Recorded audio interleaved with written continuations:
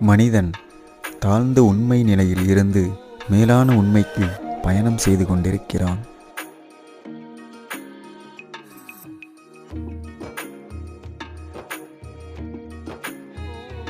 அடக்கப்படாத மனம் கீழ்நோக்கி இழுத்துச் செல்லும்.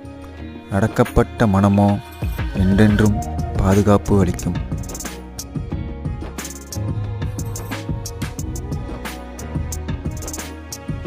துன்பம் கற்சுவர் போல நம்மை சூழ்ந்து நின்றாலும் அதை பிளந்துவிட்டு முன்னேறும் சக்தி ஒழுக்கத்திற்கு உண்டு.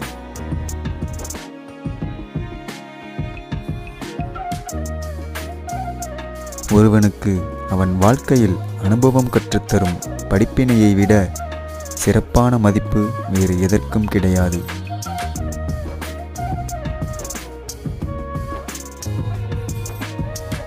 எல்லா விதமான அறிவும் மனிதனுக்கு உள்ளேயே இருக்கிறது. அதை விழித்து எழச் செய்வதே நல்ல ஆசிரியரின் கடமை.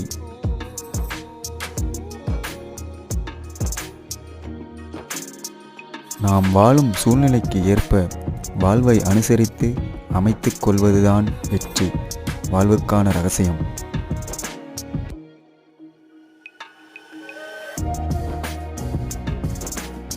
மனிதர்கள் விலங்குகளை விட அதிக ஒழுக்கமானவர்களாக இல்லை. சமுதாய கட்டுப்பாடு என்ற சாட்டையால் மனிதன் அடக்கி வைக்கப்பட்டிருக்கிறான். இன்றைய கல்வி திட்டம் மனிதனை இயந்திரமாக மாற்றிக்கொண்டிருக்கிறது.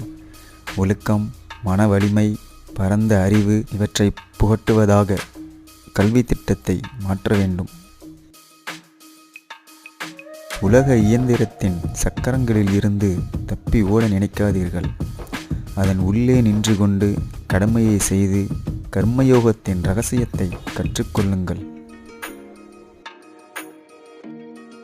பிரதிபலன் எதையும் எதிர்பார்க்காமல் உலகத்திற்கு செலுத்தும் ஒவ்வொரு நல்லெண்ணமும் நமது கர்மச்சங்கிலி இணைக்கும் கண்ணி ஒன்றை உடைத்து எறிகிறது.